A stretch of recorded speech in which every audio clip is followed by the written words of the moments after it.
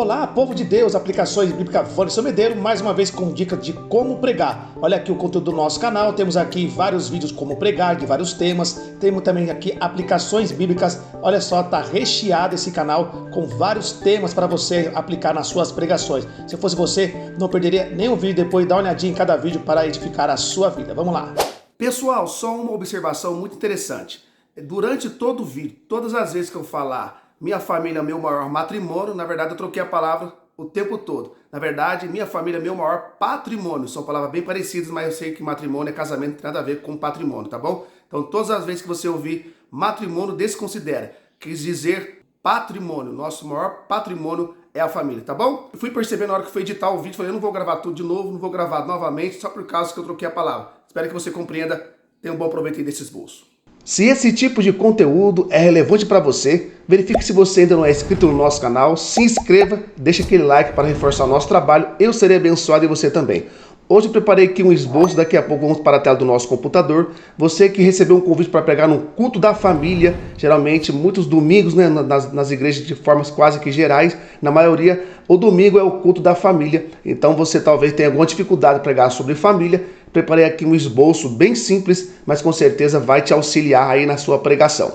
Bom, sendo assim, vamos para a tela do nosso computador. Vamos ver aqui o esboço que eu desenvolvi e você pode usar aí nas suas ministrações. Bom, tem aqui a temática Família, o maior matrimônio.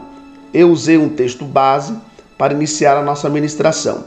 No livro de Josué, capítulo 24, versículo 15, né? O final do versículo que diz assim, muito conhecido de todo cristão. Mas eu e minha casa serviremos ao Senhor. Bom, queridos ouvintes da palavra do Senhor, sempre eu dou as minhas dicas antes de você preparar uma mensagem. Lógico, você precisa falar com o autor das Sagradas Escrituras, o inspirador da Bíblia Sagrada, o Divino Espírito Santo. Ele vai te dar uma direção, você vai escolher o texto dentro da temática sobre família e você vai desenvolver todo o seu sermão, o seu esboço, por assim dizer. Depois que você preparou o seu esboço, claro que antes de você ministrar a palavra de Deus, você vai apresentar o seu esboço, o seu sermão, para que o Espírito Santo possa te ajudar a desenvolver na hora que você estiver pregando esta palavra, tá bom? Bom, geralmente eu gosto de sempre escolher um tema, uma temática, isso ajuda muito na ministração e, claro, o texto básico, como eu acabei de dizer. Vamos seguir em frente. Introdução. Introdução, pelo menos aí uns 5 minutos de introdução, no máximo. Coloquei aqui. Comente sobre a situação que se encontra em nosso mundo, a situação familiar, casamento, etc. Olha bem, então é importante você fazer uma estatística, você pode muito bem fazer uma pesquisa sobre a situação nos dias de hoje sobre família, sobre divórcios, né, sobre casamento sendo destruído, como que se encontra a situação no contexto em que estamos vivendo, né, nos dias de hoje. Você pode aí abordar este assunto para você colocar na sua introdução. Claro que você falando sobre a família, sobre esse casamento sendo destruído, filho sendo destruído, né, a situação que nós estamos vivendo, a pessoa que estará ouvindo vai se interessar porque você vai provavelmente mostrar aí alguma solução sobre a área familiar, tá? Isso vai despertar desejo nos seus ouvintes. Bom, depois da introdução, vamos seguir em frente. Primeiro ponto desse esboço, eu coloquei família, o maior ministério. Texto básico, 1 Timóteo, capítulo 5, versículo 8, está escrito assim. Mas se alguém não tem cuidado dos seus, e principalmente dos da sua família, negou a fé e é pior do que o infiel. Observação, há muitos obreiros que perderam suas famílias, seu casamento, por colocar o ministério eclesiástico em primeiro lugar, se esquecendo que primeiro é a família, nosso maior matrimônio. Olha, esse primeiro ponto aqui é muito forte, muito sério e ao mesmo tempo muito interessante. Observem bem que, olha só, eu coloquei que o primeiro ministério nosso, o primeiro ministério do obreiro, né, dos homens em gerais, é a família. A família, ela é o maior matrimônio. Ela tem que estar em primeiro lugar do que qualquer outro tipo de ministério, mesmo sendo ele ministério eclesiástico. Ou seja, baseado aqui em 1 Timóteo, muito forte que Paulo diz, né? Aquele que não cuida da sua própria casa, aquele que não cuida, o obreiro que não cuida da sua própria família, é pior do que o incrédulo, né? Ele é pior do que, ou seja, negou a fé, é pior do que o infiel. Olha só que isso aqui é muito forte, essa exortação do apóstolo Paulo. Aí eu coloquei aqui alguns exemplos. Com certeza você conhece aí muitos pastores frustrados, muitos obreiros em si, né, no ministério eclesiástico, aquele que cuida de igreja, aquele que faz a obra de Deus, né, tem algum cargo, alguma função dentro da igreja. Conhece aquela pessoa que ela é 100% ministério, né? Ela se dedica 100%. Não estou dizendo que não deve se esforçar, não deve se, né, ter todo aquele cuidado no ministério eclesiástico. Temos que ter sim, temos que nos esforçar, temos que nos procurar cada vez mais fazer o melhor para Deus, com certeza. Porém, não podemos colocar o ministério eclesiástico em primeiro plano. O primeiro é a família. Conhece muitos obreiros, muitos pastores que o seu casamento foi destruído, que o seu ministério familiar, matrimônio foi destruído, porque de fato ele priorizou 100% o ministério eclesiástico e ele esqueceu do maior ministério e o maior matrimônio, que é a família. Então aqui está o conselho, que devemos tomar muito cuidado, colocar o nosso ministério, o nosso matrimônio, né, o nosso ministério familiar, por assim dizer, em primeiro lugar, em primeiro plano, para que você não seja também, infelizmente, destruir o seu ministério e ao ministério familiar. Então, desenvolva esse primeiro ponto aqui. Vamos lá, sem mais delongas, segundo ponto desse esboço. Primeiro os de casa, depois os de fora. Basicamente, continuação do primeiro. Coloquei, por exemplo, aqui, Noé, por exemplo, constrói a arca, não para salvar os de fora, mas para salvar a sua família. Parece bem contraditório, né? Mas olha lá, em Gênesis capítulo 6, verso 18, diz assim: Deus falando, hein? Mas contigo estabelecerei o meu pacto, e entrará na arca tu e teus filhos, e a tua mulher, e as mulheres de teus filhos contigo. Observação: que possamos cuidar primeiro de nossa família, para depois cuidar das famílias de fora, que são as ovelhas. Olha que interessante, eu sei que aqui pode causar uma polêmica, né? Alguém pode pegar esse texto aqui e não compreender a forma que eu vou explicar para vocês rapidamente aqui. Bom, se você for ler todo o texto e contexto, vai observar que Deus já havia determinado quem entraria na arca. Nós vemos aqui muito claro no verso 18.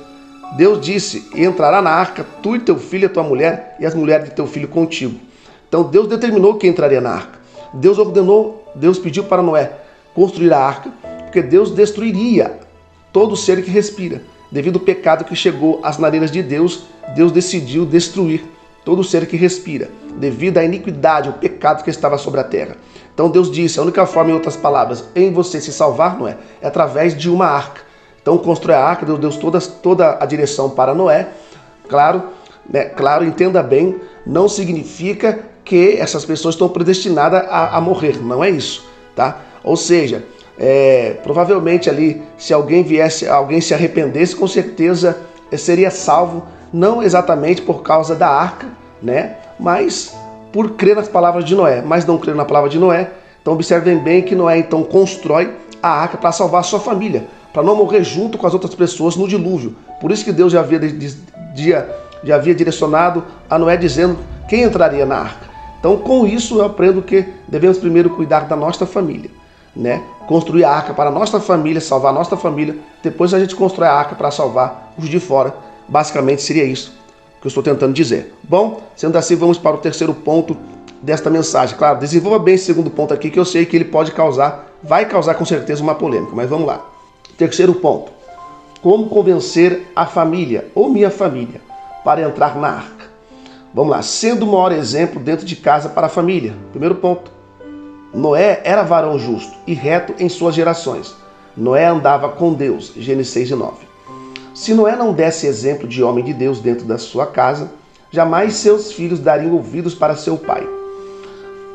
Somente com esse temor a Deus, com suas características, que Noé conseguiu convencer sua família a construir e entrar na arca em um mundo totalmente corrompido.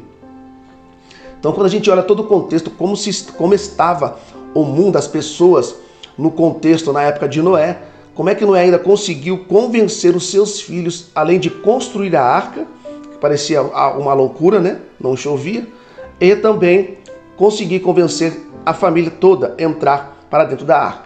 Com certeza, a Bíblia diz que Noé andava com Deus. Noé era espelho para a família. Noé foi um exemplo, um homem justo, um homem reto. Então, com certeza, essa característica, essa qualidade, essa personalidade de Noé convenceu os seus filhos e a sua família a também construir e, além disso, entrar para dentro da arca. Então, como convencer a família para entrar na arca? Sendo o maior espelho e exemplo dentro da própria casa. Como diz Paulo, sejais meus imitadores como eu sou de Cristo Jesus. Seguindo em frente, quarto e último, a importância do ambiente familiar. Isso aqui é muito sério.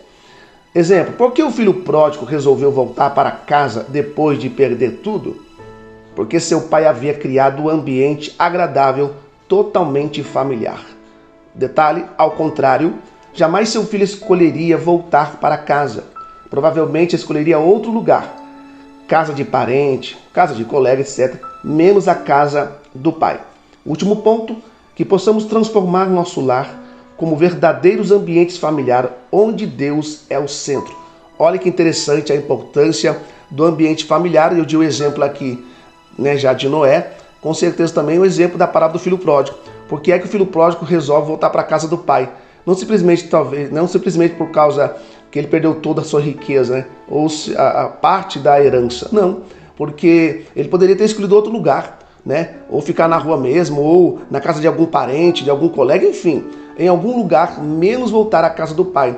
Dá-se a entender que com certeza a casa do pai, o pai criou um ambiente familiar, um ambiente paternal ali, que o filho sentiu saudade da casa do pai, não somente pela condição em que ele se encontrava, mas com certeza a casa familiar, a presença do pai, o carinho do pai que ele tinha, toda a atenção do pai, a atenção ali familiar, com certeza ele sentiu a maior saudade, foi essa, tá bom? Então que você possa desenvolver esses tópicos, com certeza Deus vai te usar poderosamente no culto de família.